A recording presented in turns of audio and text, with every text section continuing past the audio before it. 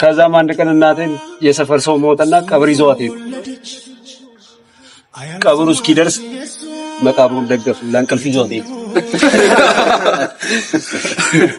ከዛ ልክ ቀብሩ ሲያልቅ ጓደኞቿ መጡና ቀሰቀሷትና ነይ ቀብሩ አልቋል ሲሉ ይዘዋት ሄዱ።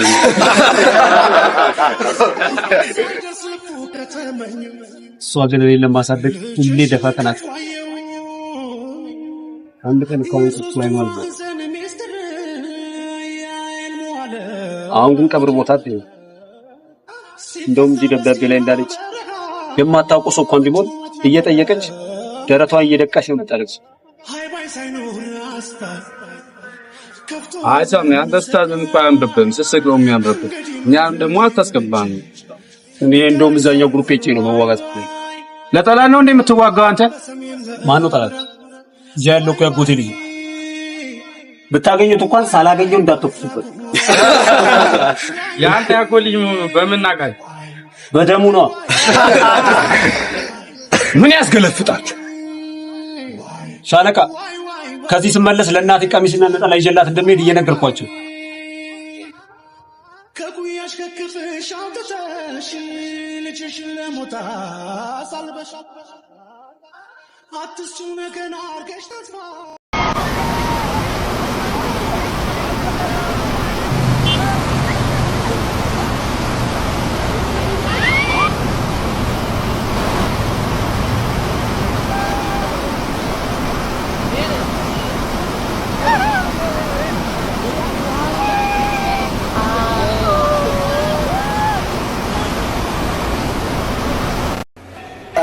ባቲ ወሎ ላይ ባስጠይቅ ገባች ወደ ትግራይ ገባች አሉ ትግራይ ላይ ባስጠይቅ ገባች አሉ ጎንደር ላይ ባስጠይቅ ገባች አሉ ጎጃም ላይ ባስጠይቅ ሄደች ወለጋ ወለጋም ባስጠይቅ ገባች ወደ ሱዳን ገባች አሉ ጌታዬ በመዞር እኮ ደከመን እና የሆነ ሀገር ላይ አረፍ ብለን ራት እንብላ። የምታፈቅረው ሴት አፍንጫው ስር እያለችለት ባለትዳር ሴት እያሰቃየ ፍቅሬን አስጨረሽኝ ይባልልኛል። የልጅ ኩያ የምትሆነው ልጅ በውሽምነት አስቀምጦ ይቅርታ አድርግልኝ። የገዛ እህቱን ለገንዘብ ብሎ የሚሸጥ ሰው አይገርምም። ጤና ይስጣል። እነሱ ያሉ ምን ጤና አለ?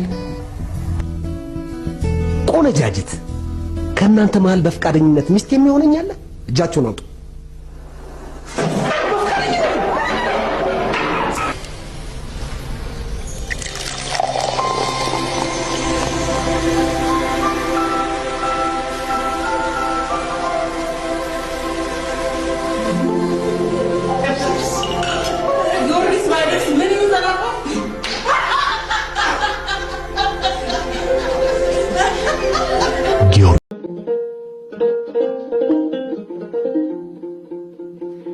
ካልጋሪ ቆይቼ ለነገ ልወጣ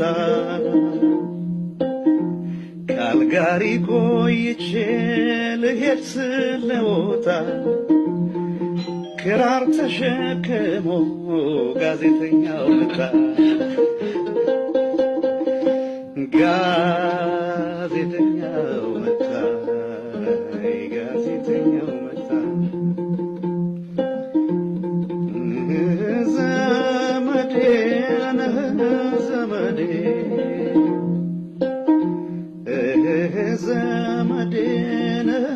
ዘመዴ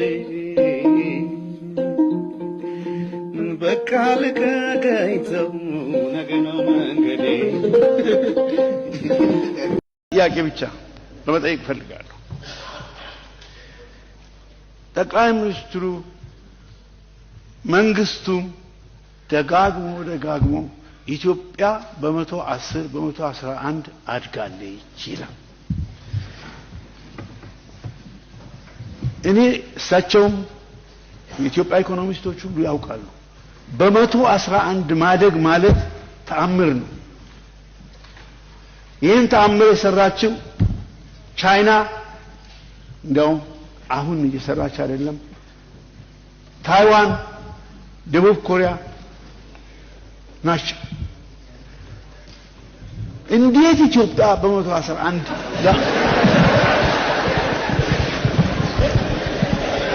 ኢትዮጵያ እንዴት አድርጋ ነው በ111 ያደገችው? ካንቺ ጋር በፍቅር መቀጠል አይደለም አይንሽን እንኳን ማየት አልፈልግም። አንተ ለቀቂኝ ታወርደኛል። በግድ አዳፍኝ ያወጥኩትን ቁጣዬን እየቀሰቀሽ ነው። ስለዚህ ለቀቂኝ። አንተ ክብር ስለ ያዘጋጁትን ራስ ሳትበላ እንዴት ነው የምትሄደው?